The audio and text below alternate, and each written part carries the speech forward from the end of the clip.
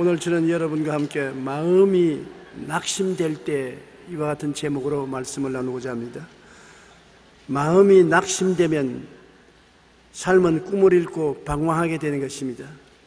삶의 고삐를 놓아버려 방종하게 됩니다. 마음의 낙심이 악화되면 좌절하고 파괴적인 충동이 일어나 자살하거나 사건, 사고를 일으키게 되는 것입니다. 방울뱀에게 계속적으로 스트레스를 주면 뱀이 나중에는 화가 나서 못 견뎌 자기를 물고 짖습니다. 방울뱀에게만 이런 일이 일어나는 것이 아닙니다. 사람이 화를 낼 때 입에서 나오는 공기를 수집하여 액체로 만들었습니다. 그것을 실험용 쥐에게 조사해 보니까 쥐가 즉사하고 말하는 것입니다. 우리가 화를 낼 때 우리 속에서 얼마나 무서운 독이 만들어진다는 것을 알 수 있는 것입니다. 그뿐만 아니라 스트레스를 받고 화를 내면 긴장하여 혈압이 높아지고 맥박수가 높아져 심리적으로 불안해집니다. 그럴 때 우리 몸의 면역 기능은 급격히 떨어지고 온갖 병에 걸리게 되고 걸려오는 병은 몸을 잠식하기 시작하는 것입니다. 마음이 낙심되면 이처럼 심리적으로 안정을 찾지 못하고 몸에서 독성이 나와 건강을 해칩니다. 나아가 방황하고 방종하며 파괴적인 충동으로 다른 사람을 해치기나 자살하든지 개인적으로 사회적인 사건과 사고를 일으키는 일을 하게 되는 것입니다. 왜 우리가 이 땅에 살면서 낙심하는 것입니까? 낙심 안 할 수 없겠지만은 모두 다 낙심은 크고 적게 하는 것입니다. 과로로 심신이 극도로 피곤할 때 외부에 조그마한 스트레스만 가하면 낙심하는 것입니다. 마음이 무너지면 사람 힘으로 감당할 수가 없습니다. 자기가 이래서는 안 된다고 생각하지만은 마음이 무너지는 것을 어떻게 감당할 수 있는 것입니까? 오늘 읽은 성경 말씀에 보면 엘리야는 하나님의 위대한 선지자였었습니다. 성경에 보면 엘리야처럼 위대한 선지자가 좀처럼 나지 않았습니다.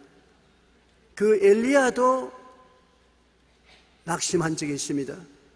엘리야가 갈멜산에서 바알의 선지자 450명과 아세라 선지자 400명과 대결을 했습니다. 어느 신이 참신이냐? 참신을 우리 이스라엘이 경배하자.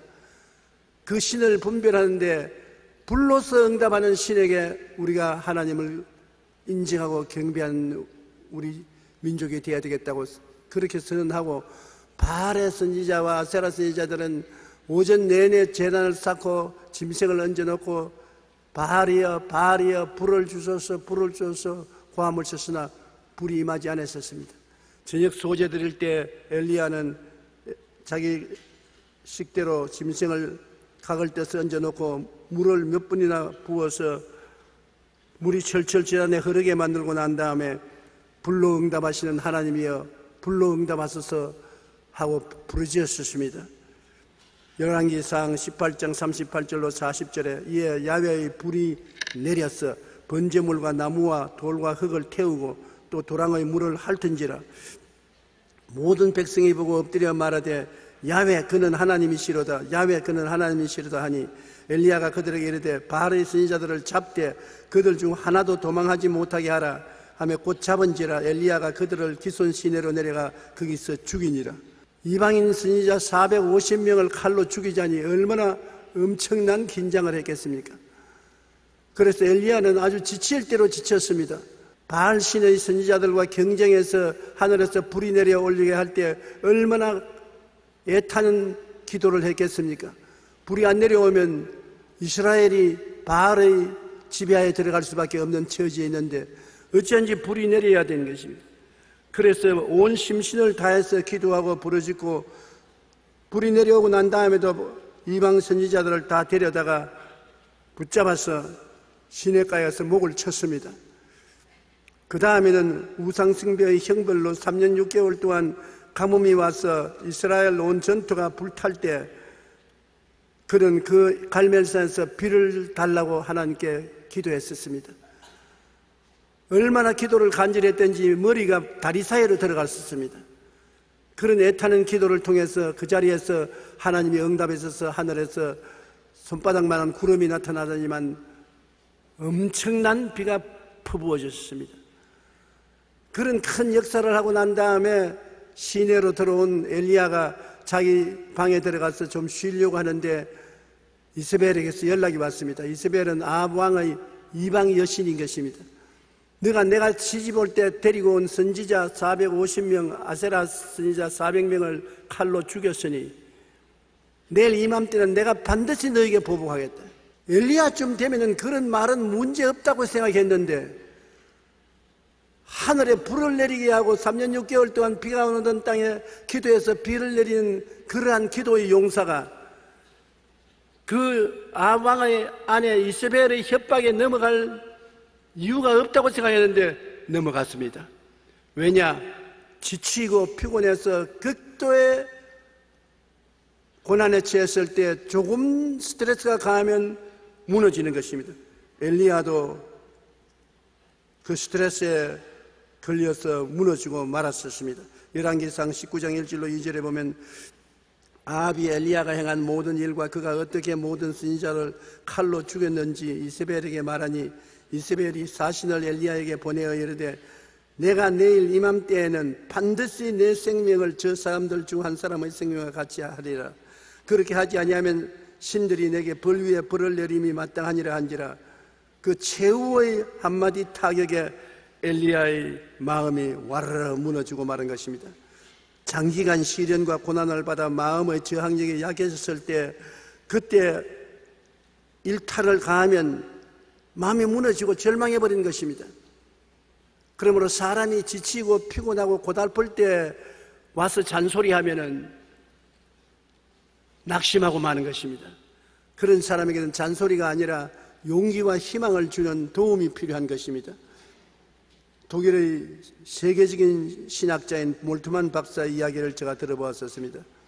그가 제2차 세계대전 때 영국의 포로로 잡혀가서 포로 수용소에서 이미 심신이 지치고 피곤해서 견딜 수가 없게 되었었습니다. 그런데 소식을 들으니까 자기 고향 땅 함부르크가 폭격을 받아서 다 불타고 자기 사랑하는 애인이 폭탄에 맞아 폭사했다는 소식을 듣자 일탈을 가했습니다. 그는 포로 수용소에서 완전히 마음이 무너졌습니다.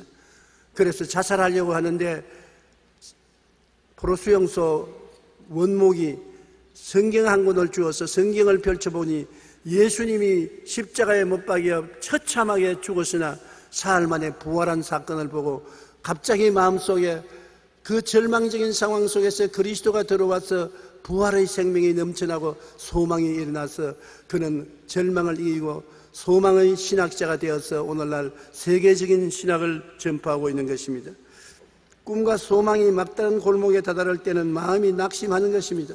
자존심이 무너질 때면 모든 것이 다 무너지고 마는 것입니다. 열왕기상 19장 3절로 4절에 보면 엘리야가 이 형편을 보고 일어나 자기의 생명을 위해 도망하여 유다에서 간 브엘세바에 이르러 자기의 사환을 그곳에 머물게 하고 자기 자신은 광야로 들어가 하루길쯤 가서 한 로뎀나무 아래 앉아서 자기가 죽기를 원하여 이르되 야훼여 넉넉하오니 지금 내 생명을 거두시옵소서.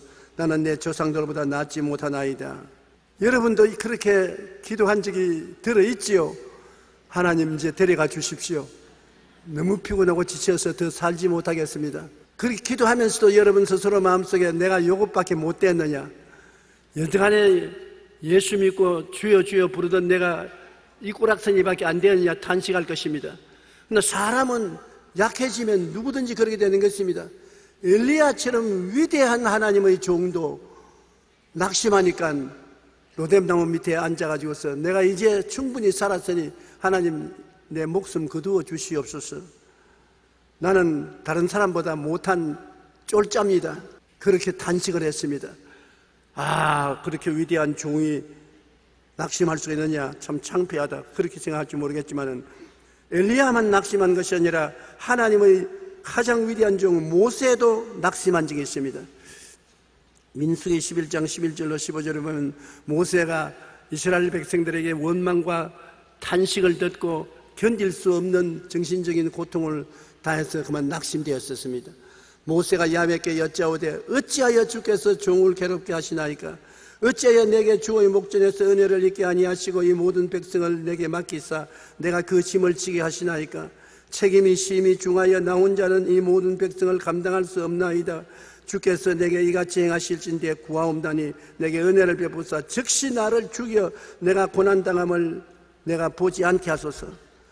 모세같이 위대한 종이 이스라엘 300만 백성을 홍해수를 갈라서 인도하던 그가 하도 백성이 원망을 하고 욕을 하니까 견디지 못해서 낙심했습니다. 낙심하니까 주님 앞에 죽여달라고, 당장 죽여달라고 강구한 것입니다. 사람이란 아무리 위대한다 하더라도 심히 오랫동안 시련을 당하고 스트레스를 겪으면 낙심해서 좌절하고 절망하는 것입니다. 그렇기 때문에 낙심하고 좌절하고 절망한 사람을 보고 우리가 손가락질하지 말아야 되는 것입니다. 누구든지 그렇게 될 수가 있는 것입니다. 문제는 그렇게 낙심하고 고통스러울 때 마음을 소생시켜야 되는 것입니다. 자기가 스스로를 소생하든지 안 그러면 남의 도움을 받아서 마음이 다시 살아나야 되는 것입니다. 저는 목회하는 동안에 이런 시련을 겪은 데가 한두 번이 아니었습니다. 그럴 때 다른 사람에게 도움을 받을 수 없으면 자기가 자기를 소생시킬 수 있는 수속을 밟아야 되는 것입니다. 감기가 들리면 자기 스스로 이길 수 없으면 약이라도 먹어서 고쳐야 되는 것입니다. 마음을 어떻게 소생시키는 것입니까? 어렵고 고난당함을 당했었을 때 제일 먼저 알아야 될 것은 우리가 믿는 하나님은 좋은 하나님으로 결코 하나님은 그 시련 속에 우리를 내던져 놓지 않는다는 것을 알아야 되는 것입니다.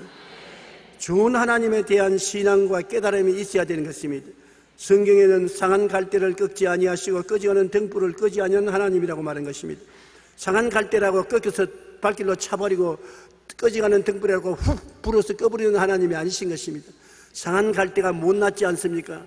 못나서 바람에 날리면서 꼭 끊어질 듯 하도 주님은 그것을 지켜서 끊어지지 않게 하고 꺼져가는 심지도 끄지 않은 주님이신 것입니다. 히브리서 13장 5절로 8절에 그가 친히 말씀하시기를 내가 결코 너희를 버리지 아니하고 너희를 떠나지 아니하리라 하셨으니 그러므로 우리가 담대히 말하되 주는 나를 돕는 이시니 내가 무서워하지 아니하겠노라. 사람이 내게 어찌하리요 예수 그리스도는 어제나 오늘이나 영원토록 동일하시나니라. 주님께서 우리를 결코 버리지 아니하고 결코 떠나지 아니하겠다 했으니 우리가 그것을 담대하게 말을 해야 되는 것입니다. 낙심하고 좌절하고 절망했을 때 입을 꼭 다물고 원망하고 불평망하고 하시면 안 되는 것입니다. 말을 해야 되는 것입니다. 우리가 담대히 말하되 주를 나를 돕는 자이시니 내가 무서워하니 하겠노라. 사람이 내게 어찌하리요. 입술로 스스로 위로하는 것입니다. 아무도 위로해 주지 않을 때 자기가 자기를 위로해야 되는 것입니다. 긍정적인 하나님 말씀으로 스스로를 위로하는 것은 얼마나 좋은 일인지 모릅니다. 저는 낙심되고 답답하고 희망이 사라질 때 스스로를 위로합니다. 두려워 말라 내가 너와 함께함이라. 놀라지 말라 나는 내 하나님이 됨이라. 내가 너를 굳세게 하리라. 참으로 내가 너를 붙잡아 주리라. 참으로 나의 의로운 오른손으로 너를 붙들리라. 이 말을 거듭 이 말씀을 하는 것입니다. 내가 입에 말해서 그것이 내 귀에 들려서 내 마음에 하나님의 위로의 샘이 되게 하는 것입니다. 굉장한 효과가 있습니다. 그러므로 병들어서 낙심되고 고통스러워서 견딜 수 없을 때는 제가 채찍에 맞음으로 내가 나음을 입었나니 제가 채찍에 맞음으로 내가 나음을 입었나니 제가 채찍에 맞음으로 내가 나음을 입었나니 수백 번 수천 번이라도 자꾸 자기에게 들려주십시오. 오늘 이 바쁜 시절에 다른 사람이 와서 들려주는 일을 하는 사람은 별로 없습니다. 자기가 자기를 위로하지 않으면 누가 위로하겠습니까? 두려워 말라 내가 너와 함께 한다고 했으니 두려워 말라 내가 너와 함께 하니라. 놀라지 말라 내가 내 하나님이 된다. 주님의 말씀을 내가 대신 반복해서 말하면 주님께서 직접 말하는 것 같은 효과가 발생하는 것입니다. 그리고 굉장히 힘을 얻게 되는 것입니다. 좋으신 하나님에 대한 신앙과 깨달음을 마음속에 가져야 소생해서 일어날 수 있는 것입니다. 그리고 말씀의 묵상과 기도와 성령님의 위로를 구해야 되는 것입니다. 우리가 조용하게 앉아서 하나님 말씀을 읽고 기도하고 성령님의 도우심을 받아 마음에 평안을 달라고 간구해야 되는 것입니다. 마음이 무너지면 폭풍과 휘말리는 것처럼 걷잡을 수 없습니다. 마음이 그냥 아주 바람에 휘날리는 갈대와 같이 낙심과 좌절망으로 절망하고 살 용기와 희망이 없어지는 때 누가 도와주는 것입니까? 우리는 외마디 소리를 외치면서 하나님 말씀을 의지하여 주의 성령이여 마음의 평안을 주시옵소서. 마음을 가라앉게 만들어 주시옵소서. 내 마음을 붙들어 주시옵소서. 외마디 소리로 부르짖어야 되는 것입니다. 그럴 때 십자가 구속의 은혜는 반드시 임하는 것입니다. 로마서 5장 5절로 8절에 소망이 우리를 부끄럽게 하지 아니하면 우리에게 주신 성령으로 말미암아 하나님의 사랑이 우리 마음에 부음받음이니 우리가 아직 연약할 때 계약 때에 그리스도께서 경건하지 않은 자를 위하여 죽으셨도다. 의인을 위하여 죽는 자가 쉽지 않고 선인을 위하여 용감히 죽는 자가 오있거니와 우리가 아직 죄인 되었을 때 그리스도께서 우리를 위하여 죽으심으로 하나님께서 우리에 대한 자기의 사랑을 확증하였나니라. 의로운 사람을 위해서 죽을 수가 있고 선한 사람을 위해서 죽을 수가 있지만 나 같은 죄인, 죄를 짓고 불의하고 추악하고 지지리도 못난 나를 위해서 죽으셨으니 나를 얼마나 사랑한다는 것을 알 수 있습니다. 그런 처참한 지경에 있는 나를 구원하사 그래도 예수 믿게 하고 하나님을 아버지로 부르게 하고 예수님을 구주로 시인하고 성령님께 의지하는 사람이 되었으니 옛날보다는 좋아졌지 않습니까? 옛날에 죄악투성일 때 나를 위해서 죽어주신 하나님이 지금 버릴 리가 없는 것입니다. 죄인 되었을 때 우리를 위하여 죽으심으로 우리에 대한 사랑이 틀림없다는 것을 보여준 것입니다. 자격이 있을 때 사랑해 주는 것은 자격 때문에 사랑한다고 했지만 무자격할 때, 빈손들 때, 벌거벗을 때, 맨발 벗을 때 우리를 사랑해 주셨으면 그건 진실한 사랑인 것입니다. 주님은 여러분과 나를 진실로 사랑하시는 것입니다. 죄짓고 불의하고 추하고 버림을 당하여 마땅해서 나도 나를 인정하지 않고 버린 지경에 있는 저지에 있는데 하나님이 오셔서 여러분을 끌어안고 예수 그리스도의 피로 씻으시고 성령으로 구원을 받게 해주셨으니 아직 죄인 되었을 때 그리스도께서 우리를 위하여 죽으심으로 하나님께서 우리에 대한 자기의 사랑을 확증하신다니라. 하나님이 그냥 사랑한다는 것이 아니라 봐라, 내가 내 아들 예수를 십자가에 못 박여 피를 흘리고 죽게까지 하면서 너가 죄인 됐을 때 사랑해 주셨으니 내 사랑은 가짜가 아니라 진짜다, 진실한 사랑이라는 것을 주님께서 증명해 주신 것입니다.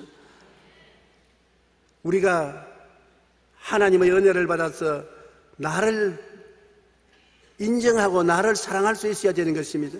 우리가 낙심하면 자기를 비하합니다. 나는 너무나 못났다, 나는 처절한 절망이다, 자기를 비하하는 것입니다. 작가인 류 케이도 이런 말을 했습니다. 당신의 존재는 우연이 아니다. 우리가 이때 세상에 태어나서 하나님의 부르심을 받은 것은 우연이 아니라는 것입니다. 당신은 대량 생산되지 않았고 일괄 조립된 상품도 아니다. 요사이는 무엇인지 한꺼번에 대량 생산을 하지 않습니까?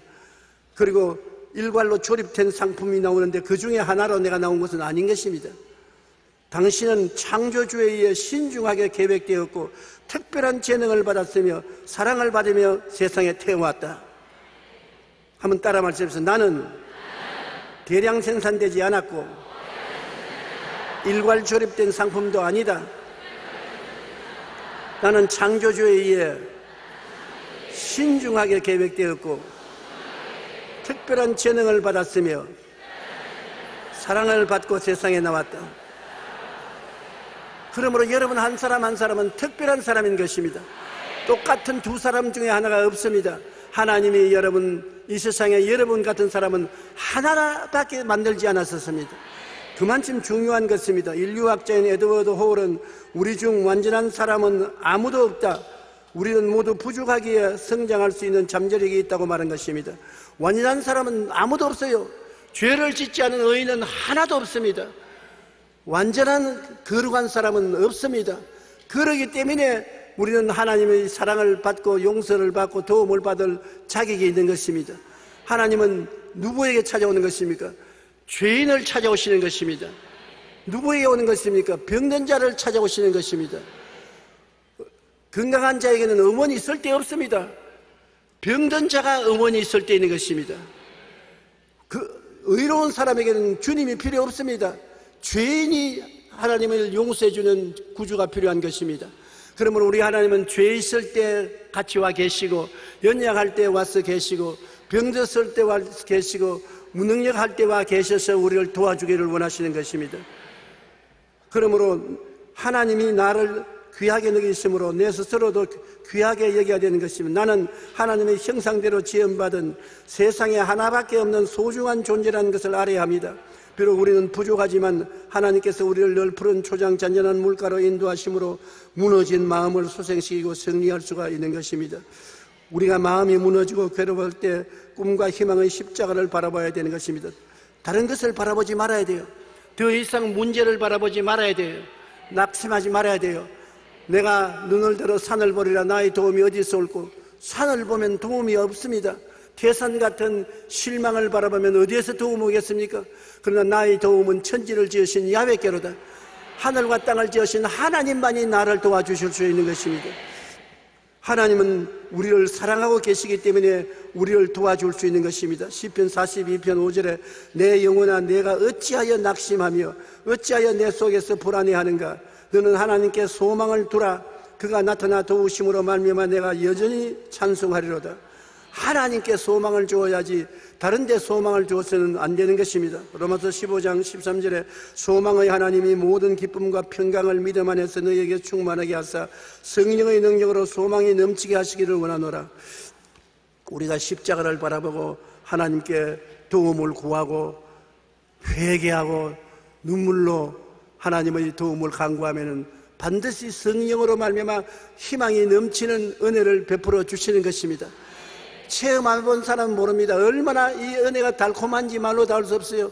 염려와 근심, 불안, 초조, 절망으로 가슴이 무너지고 살 희망조차 잊어버리고 울고 있을 때 하나님이 갑자기 성령으로 임하셔서 마음의 염려와 근심이 안개와 구름처럼 싹 사라지고 하나님의 평강이 마음을 점령하고 하나님의 기쁨이 마음을 점령하고 살아계신 하나님이 같이 계심을 알게 될 때 마음이 소생되고 새로운 힘이 넘쳐나게 되는 것입니다. 우리는 그리고 언제나 긍정적인 말과 찬송과 생각을 해야 되는 것입니다. 부정적인 말을 하고 부정적인 생각을 하면 안 되는 것입니다. 왜냐하면 긍정적인 말과 긍정적인 생각이 여러분과 나를 건설하는 하나님의 손길이 되는 것입니다. 마가복음 9장 23절에 할 수 있거든이 무슨 말이냐, 믿는 자에게는 능치 못한 일이 없나니라. 빌립보서 4장 13절에 내게 능력 주시는 자 안에서 내가 모든 것을 할 수 있느니라. 빌립보서 4장 6절로 7절에 아무것도 염려하지 말고 다만 모든 일에 기도와 간구로 너희 구할 것을 감사함으로 하나님께 아뢰라. 그리하면 모든 지각에 뛰어난 하나님의 평강이 그리스도 예수 안에서 너희 마음과 생각을 지키시리라.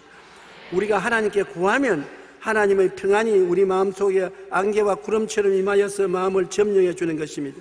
말을 긍정적으로 하고 생각을 긍정적으로 하는 것은 굉장히 중요합니다. 사람은 태어나서 16살까지 자신에게 관해 17만 3천 개의 부정적인 메시지를 받는다고 합니다. 반면 긍정적인 메시지는 1만 6천 개에 불과한 것입니다. 하루 평균 약 30개의 부정적인 메시지와 2.7개의 긍정적인 메시지를 받는 셈인 것입니다. 사람은 그대로 놓아두면 긍정적인 말을 하기보다는 부정적인 말을 하기 쉽고 이에 따라 부정적이고 소극적인 성품이 되어 낙심하고 비관적인 삶을 살게 되는 것입니다. 내 입에 말로 내가 묶였으면 내 입에 말로 내가 사로잡힌다고 부정적인 메시지를 자꾸 듣게 되면 마음이 부정적이 되고 생각이 부정적이 되고 행동이 부정적이 되고 이 세상에서 스스로 가시밭길을 걸어가게 되는 것입니다. 말을 부정적으로 하지 말아야 되고 생각을 부정적으로 하지 말아야 상처 입은 상황에서 마음이 무너졌을 때 다시 재건하고 일어날 수 있는 것입니다. 벨기에 앤트워퍼드 대학의 요한 데놀레트 박사는 미국의 심장학회 학술지에 이렇게 기록했습니다. 매사를 부정적으로 보는 사람은 심장마비에 걸릴 확률도 그렇지 않은 사람보다 무려 4배나 높다고 말한 것입니다. 그러므로 예수님께서는 절대로 긍정적인 말을 하기 위해서 시몬 베드로를 만났을 때 시몬이라는 이름을 떼었습니다. 왜냐하면 시몬이 뭐냐? 바람에 나는 갈대입니다. 바람에 나는 갈대는 여러분 이지할 수 없지 않습니까? 그런데 그 이름이 바람에 나는 갈대인 시몬이었습니다. 온 갈릴리 동리에서 시몬만 보면 바람에 나는 갈대, 그런데 그 성격도 그와 같이 바람에 가는 갈대로 오늘 이랬다가 내일 저라고 변함없는 성격이 아니었습니다. 그를 하나님께서 베드로라고 바꾸었습니다. 사람들도 놀랐습니다. 바람에 나는 갈대가 어떻게 베드로가 되느냐. 베드로는 뭐냐? 반석인 것입니다. 예수님께서 분명히 바람에 나는 갈대인 시몬을 보고 너는 베드로라, 너는 반석이라고 말하셨습니다. 그런데 그가 이제 이름을 바꾸고 나서 시몬이라고 부르지 않고 베드로라고 부르고 있으니까 그 인생이 점점 베드로가 된 것입니다. 예수 그리스도의 12제자 중에 수제자가 되었고 기독교의 기초가 된 것이 바로 베드로인 것입니다. 반석이 되었습니다. 그가 시몬이라는 이름을 가지고 있을 동안에는 언제나 바람에 나는 갈대였었습니다. 그러나 베드로라는 이름을 바꾸어서 반석으로 바꾸었을 때 그는 반석이 된 것입니다. 생각이 반석이 되고 감정이 반석이 되고 행동이 반석으로 변화된 것입니다. 아브라함도 한 가지 아닙니까? 그가 아브라함으로 있을 때는 믿음이 흔들흔들했습니다. 믿음이 강하지 못했습니다. 그러나 아브라함 많은 민족의 조상이 되었을 때 그는 믿음이 강력하게 돼서 끝까지 주님을 믿을 수가 있었던 것입니다. 여러분, 그러므로 믿음도 우리가 온전하기 위해서는 이름도 좀 강한 믿음을 갖다 주는 이름으로 갖는 것이 좋습니다. 김반석, 얼마나 좋은 이름인 것입니까? 그러나 김화산, 그런 사람은 화산 같은 성격을 갖게 되는 것입니다. 일본에 지진이 났었을 때 일본에 파스포드가 안 나온 사람이 있습니다. 방지진, 출입국관리국에서 당장에 돌아가라고 허락을 안 해줬습니다. 방지진, 그 이름이 얼마나 사람들에게 충격을 주는지요. 그와 같이 여러분 이름도 강력한 것이 좋습니다. 나는 우리 아버님께 늘 감사하는 것입니다. 우리 아버님이 가난하셔서 돈 한 푼 제게 밀려주지 않았고 교육도 못 시켜줬지만은 좋은 것 하나 있었어요. 용기를 내라. 그 이름처럼 저는 하나님이 용기를 주셔서 어려운 역경을 물리칠 수가 있었던 것이 많습니다. 긍정적인 말은 위대한 꿈과 소망을 불어넣어 줍니다. 그러므로 우리는 자신의 타인을 위해서 부정적인 말보다 긍정적인 희망적이며 창조적인 말을 사용해야 합니다. 긍정적인 말과 찬송은 우리 마음을 소생시키고 새 힘을 얻게 하는 것입니다. 사람들에게 이야기할 때 그 사람에 대해서 긍정적인 말을 해주면 그 말이 마음속에 깊이 박힙니다. 마음의 타치가 되는 것입니다. 그리고 마음에 힘과 용기가 생기는 것입니다. 부정적인 말은 할 수만 있는 대로 하지 마십시오. 긍정적인 말을 해서 용기와 희망을 주는 여러분 되시기 바랍니다. 그리고 엘리야를 다시 살린 것은 하나님이 먹고 마시고 쉬도록 만들어주신 것입니다. 너무 지치고 피곤해서 마음이 무너졌을 때는 먹고 마시고 쉬어야 되는 것입니다. 먹고 마시는 것이 나쁜 것이 아닙니다. 열왕기상 19장 5절로 8절에 로뎀나무 아래 누워 자더니 천사가 그를 어루만지며 그에게 이르되 일어나서 먹으라 하는지라. 본즉 머리맡에 숯불에 구운 떡과 한 병 물이 있더라. 이에 먹고 마시고 다시 누웠더니 야훼의 천사가 또 와서 어루만지며 이르되 일어나 먹으라. 내가 갈 길을 다 가지 못할까 하노라 하는지라. 이에 일어나 먹고 마시고 그 음식물의 힘을 의지하여 40주 40년을 가서 하나님의 산 호렙에 이르니라. 사람은 하나님의 말씀으로 마음이 휴식할 뿐 아니라 잠을 잠으로 육체도 휴식을 얻어야 되는 것입니다. 너무 일찍이 깨고 늦게 자고 해서 잠이 모자라면 몸에 힘이 없어지고 조그마한 일에 낙심하기 쉬운 것입니다. 우리는 마음 밖의 성공과 축복을 마음 안에서 찾아야 되는 것입니다. 마음이 성공하면 그 성공이 밖으로 나가는 것입니다. 마음이 실패하면 바깥에 실패하는 것이 열매를 맺게 되는 것입니다. 우리는 그렇기 때문에 생각을 다스려야 돼요. 여러분, 생각이 항상 성공과 축복의 생각으로 가득 차야 되는 것입니다. 할 수 있거든요. 무슨 말이냐? 믿는 자에게는 능치 못하심이 없다. 할 수 있다. 하면 된다. 해보자. 성공과 축복의 생각이 마음을 점령해야 되겠는데 어떻게 그렇게 하느냐? 십자가를 바라보면 십자가의 예수님의 대속의 은총으로 마음의 생각이 달라질 수가 있는 것입니다. 마음의 생각을 바꾸어야 우리가 새 사람으로 성공적인 삶을 살 수 있는 것입니다. 십자가에서 예수님이 우리 죄를 담당했으니 우리는 의롭게 되었고, 우리의 허물을 담당했으니 거룩하게 되었고, 우리의 병을 담당했으니 치료하고 건강하게 되었고, 우리의 저주를 담당하셨으니 우리는 아브라함의 복과 축복을 받게 되었고, 우리 죽음을 담당하셨으니 부활 영생 천국을 얻게 되었습니다. 십자가에서 주님이 피 주고 사준 그 은혜를 우리가 마음속에 받아들이면 마음이 달라지기 시작하는 것입니다. 우리 마음이 성공과 축복으로 꽉 들어 차야 되는 것입니다. 모든 지킬 만한 것 중에서 더욱 내 마음을 지켜라. 생명이 그러니 이에서 남이니라. 생명이 그러니 마음에서 나오기 때문에 마음을 지켜야 되는 것입니다. 모세가 광야에서 뱀을 등을같이 인자도 들려야 하리니 이는 그를 믿는 자마다 영생을 얻게 하심이라고 예수님이 말씀했는데, 우리가 마음을 변화시키기 위해서 바라봄의 법칙을 통한 믿음을 사용하는 것이 참으로 효과가 있는 것입니다. 바라보는 것, 몸이 약한 사람은 건강한 자기의 모습을 항상 앞에 갖다 놓고 바라보는 것, 실패한 사람은 성공한 자기의 모습을 그려놓고 바라보는 것, 낙심한 사람은 축복받아 기뻐 즐거워하는 자기의 모습을 그려놓고 바라보는 것, 바라봄의 법칙을 여러분 사용하여 주십시오. 사람은 마음에 두 가지, 세 가지 것을 한꺼번에 바라보지 못합니다. 한 가지 것을 바라보는 것입니다. 언제나 승리를, 축복을, 건강을, 생명을 바라보십시오. 저는 항상 시간만 있으면 좋은 것을 마음속에 바라보는 것입니다. 마음은 바라보는 것이 굉장히 힘이 있는 것입니다. 하나님께서도 아브라함에게 가나안 땅을 주실 때 그냥 주신 것이 아닙니다. 바라보라고 하신 것입니다. 무엇을 바라보느냐? 동서남북을 바라보라. 내 눈에 보이는 그 땅을 내가 너와 너 자손에게 주리니 영원하리라. 항상 바라봐야 되는 것입니다. 우리가 바라봄을 법칙을 통해서 마음에 큰 성공을 얻을 수가 있는 것입니다.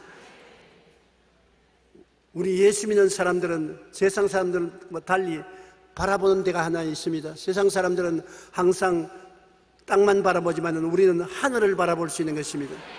하늘의 별들을 바라보는데 우리의 하늘은 어떤 하늘이냐? 성경이 바로 우리 하늘인 것입니다. 별들은 뭐냐? 하나님의 약속이 우리의 별들인 것입니다.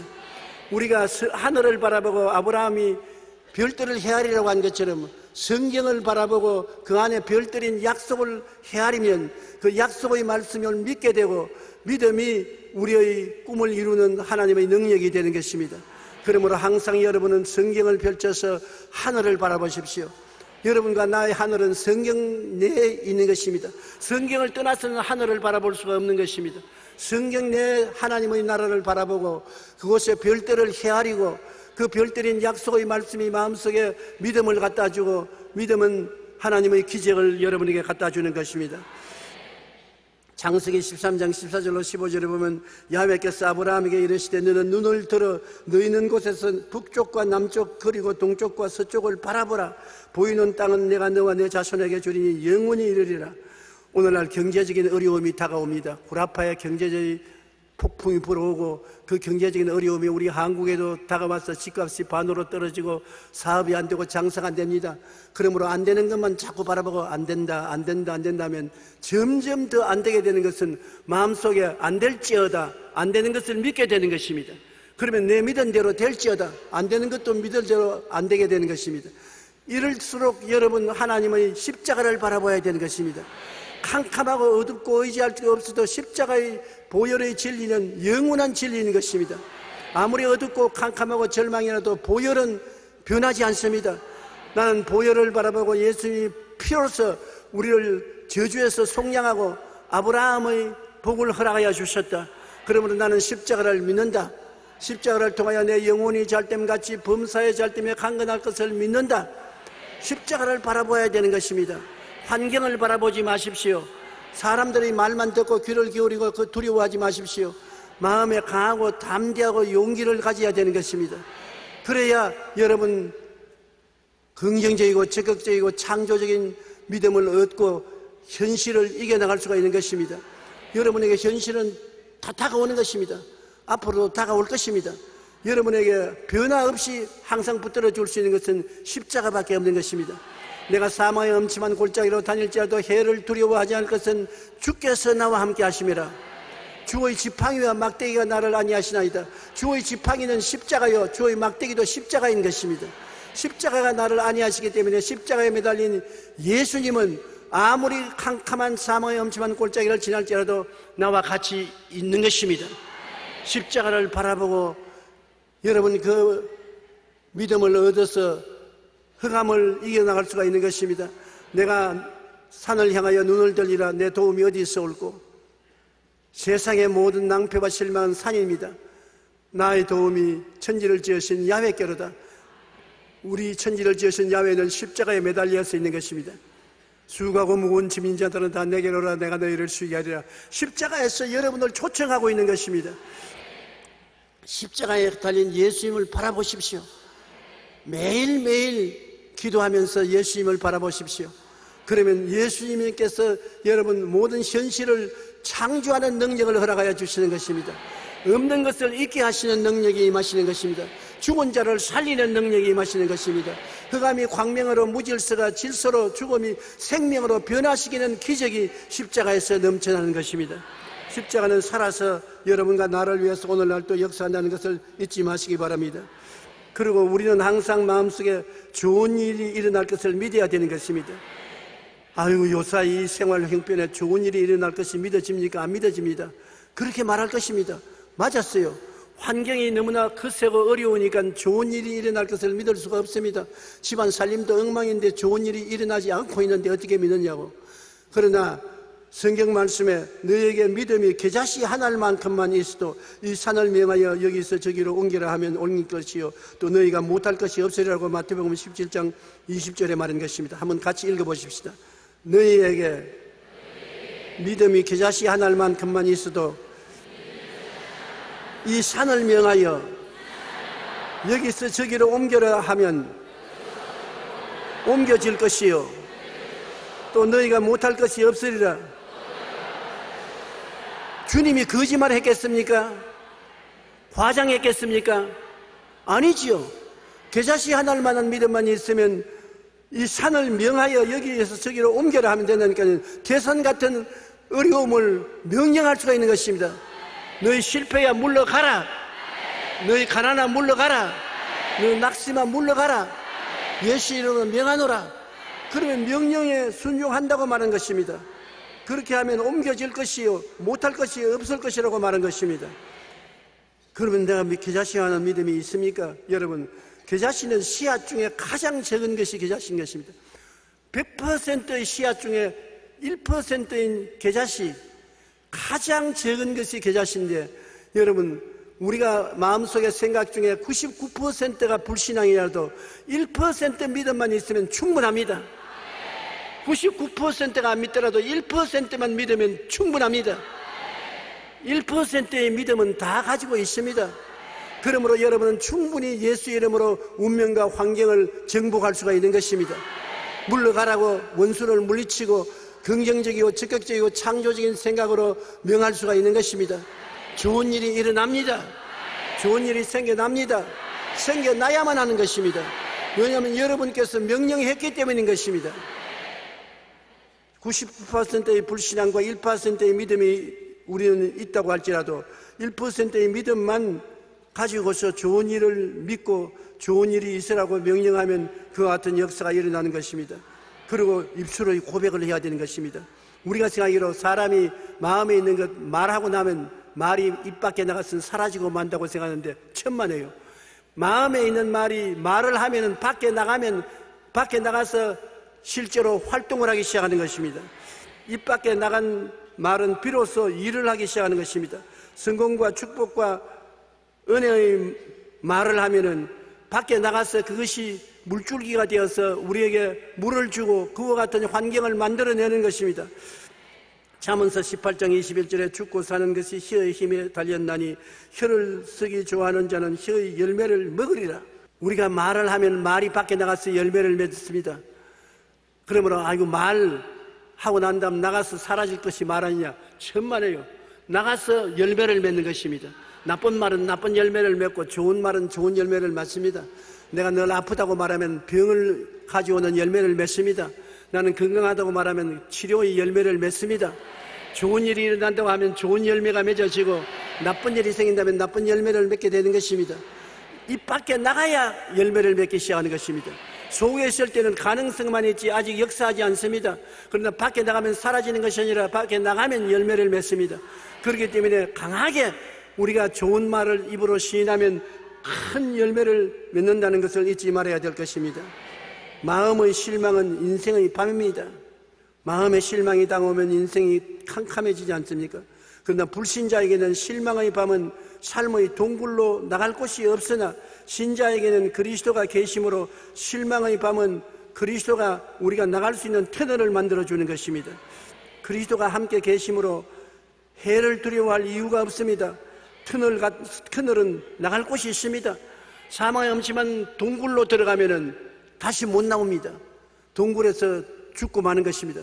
그러나 우리는 캄캄한 동굴로 들어가도 예수님이 같이 계시면 터널로 변화되고 마는 것입니다. 동굴 저 바깥에 환한 빛이 비치고 그 빛으로 나갈 수가 있는 것입니다. 그렇기 때문에 인내하면 반드시 승리의 저소로 우리는 나갈 수 있게 되는 것입니다. 우리는 자꾸 낙심하고 넘어짐으로 목사님 설교 아무리 해봤자 나 같은 사람에게는 소용이 없습니다. 교회에 와서 들을 때는 그럴싸하게 들리는데 집에 나가면 옛날로 돌아오고 맙니다. 그리고 낙심합니다. 그럴 필요가 없어요. 사람과 동물의 차이는 여러 가지가 있습니다만 그 중에서 특별히 짐승의 새끼는 엄마 뱃속에서 나오자마자 네 발로 걸어다닙니다. 어머니 뱃속에서 나오자마자 어린애기가 걸어다니는 거 봤어요?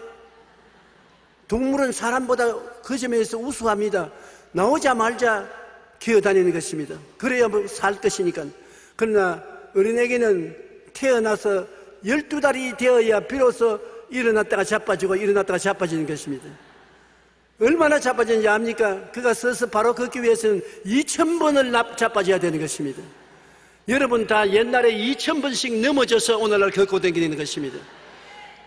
한두 번이 아닙니다. 2000번입니다.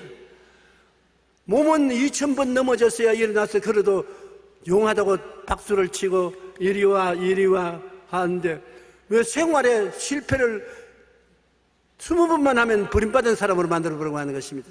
적어도 2000번 넘어지고 난 다음에 성공한다고 생각하면 되는 것입니다. 평균 2000번을 넘어져야 비로소 걷는 법을 배우는 같이 여러분 2000번을 넘어져야 성공할 수 있는 걸 배운다고 생각하면 오늘날 이 세상에 넘어지는 것을 두려워할 필요가 없는 것입니다. 인간은 원래 넘어지고 일어나게 만들어져 있습니다. 안 넘어지는 사람은 없어요. 한번 따라 말씀해서 나는 원래 넘어졌다가 일어나도록 만들어졌다. 그럼 넘어지는 건 정상적인 것입니다. 넘어졌을 때마다 하나님이여 날 일으켜 주시옵소서. 한두 번이 아니라 2000번까지 일으켜 주시고 2000번째 못 일어나거든 불구자로 여겨 주시옵소서. 어린아이도 2000번 넘어지고도 못 걸으면 그는 불구자인 것입니다. 좀처럼 2000번 넘어지는 사람은 없어요. 결심만 하면 200번 넘어지면 그 다음엔 성공할 수 있는 것입니다. 그러므로 넘어졌다고 해서 낙심할 필요가 없는 것입니다. 우리는 1%의 기사시만한 믿음이 있어도 무슨 일이든 해낼 수가 있고 긍정적이고 희망찬 생각을 하며 할 수 있다 하면 된다 해보자고 말하며 기쁘고 즐겁게 담대히 살아가시기를 주의 이름으로 축원합니다.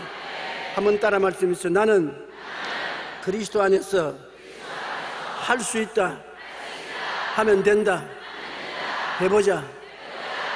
낙심하고 마음이 무너져서 어려움을 당하는 여러분, 주님께서 낙심하고 어려움에 넘어진 엘리야를 버리지 않았었습니다. 잠을 재우고 물을 마시고 떡을 먹여서라도 일으킨 것입니다. 우리 보통 사람들은 반드시 시험을 당하고 낙심하고 넘어질 때가 많습니다. 그러나 넘어졌다고 해서 하나님은 결코 우리를 버리지 않냐고 결코 떠나지 않은 것입니다.